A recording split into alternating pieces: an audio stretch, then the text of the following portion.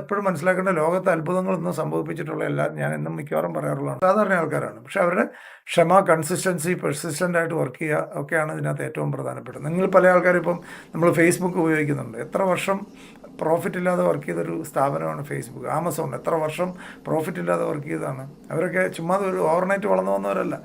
ലോകത്തിൽ അത്ഭുതം നടത്തിയിട്ടുള്ള ആരും ഓവർനൈറ്റ് വളർന്നു വന്നവരല്ല.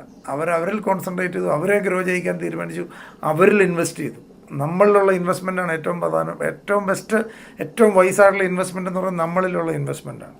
നമ്മുടെ അറിവ് കൂട്ടുക, നമ്മുടെ ആറ്റിറ്റ്യൂഡ് മെച്ചപ്പെടുത്തുക, നമ്മുടെ കാഴ്ചപ്പാട് മാറ്റുക, നമ്മൾ വലിയ തിങ്കിങ് ഉണ്ടാക്കുക, എന്തും കാണുന്നൊരു വലിയ ബിഗർ സൈസിൽ നമുക്ക് കാണാൻ പറ്റുക. ഇതൊക്കെയാണ് ഏറ്റവും ഇമ്പോർട്ടൻ്റ് ആയിട്ടുള്ള കാര്യം. ചെറുതായിട്ട് ചിന്തിക്കരുത്, വലുതായിട്ട് ബിഗർ സ്ക്രീൻ, എപ്പോഴും ബിഗർ സ്ക്രീൻ കണ്ട് വർക്ക് ചെയ്യാൻ ശ്രമിക്കുക. ഇതൊക്കെയാണ് ഏറ്റവും ഇമ്പോർട്ടൻ്റ് ആയിട്ടുള്ള കാര്യം. ഹയർ ലെവലിലേക്ക് വന്നിട്ടുള്ള ആരും തന്നെ അവരുടെ സാധാരണ മനുഷ്യരാണെന്ന് ഞാൻ എപ്പോഴും പറയാറുണ്ട്. അവരുടെ തിങ്കിങ്ങും ആറ്റിറ്റ്യൂഡും എന്താണ്, വാട്ട് ഈസ് ഇൻസൈഡ് എന്നുള്ളതാണ് ഏറ്റവും ഇമ്പോർട്ടൻറ്റ്. നമ്മളൊരിക്കലും കമ്പാരിസണ് പോകാതിരിക്കുക, മറ്റുള്ള ആൾക്കാരുമായിട്ട് കമ്പയർ ചെയ്ത് ജീവിതം നശിപ്പിക്കാതിരിക്കുക.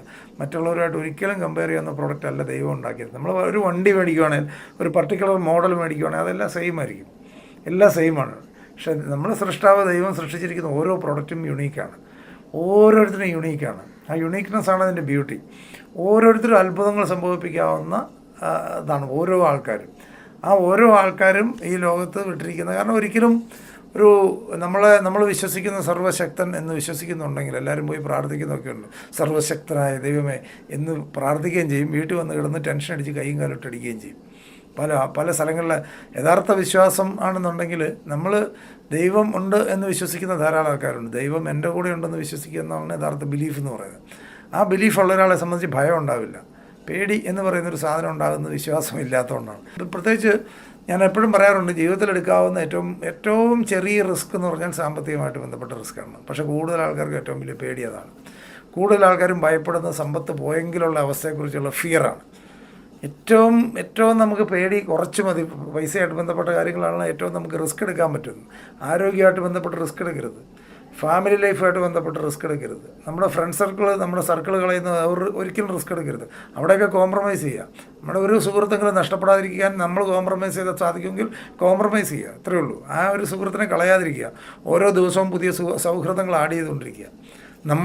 നമ്മളൊന്ന് താന്നു കൊടുത്തുകൊണ്ട് നമ്മളൊന്ന് ക്ഷമ പറഞ്ഞാൽ ഒരു സൗഹൃദം കുറച്ചുകൂടെ നന്നായിട്ട് പോകുമെങ്കിൽ ക്ഷമ പറയുക, കോംപ്രമൈസ് ചെയ്യുക.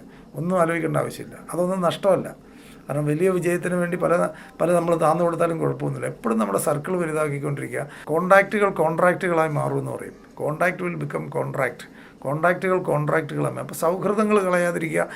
അതൊക്കെയാണ് ഏറ്റവും വലിയ റിസ്ക്. പല ആൾക്കാരും എത്ര ഈസി ആയിട്ടാണ് വെട്ടിമുറിച്ച് പോകുന്നത്. എന്തെങ്കിലും കാരണം സാധാരണ ആൾക്കാർ പലരും ഒരു ലെവലിൻ്റെ മുകളിലേക്ക് പോകാത്തതിൻ്റെ ഒരു പ്രധാന കാര്യം അവർക്ക് ലോങ് ടൈം സൗഹൃദങ്ങൾ മെയിൻറ്റെയിൻ ചെയ്യാൻ അറിയാൻ പറ്റില്ല. കാരണം ഏതൊരു പാർട്ട്ണർഷിപ്പും മുമ്പോട്ട് പോകുന്നത് കോംപ്രമൈസുകളിലാണ്, നമ്മൾ വിട്ടുവീഴ്ചകളിലൂടെയാണ്.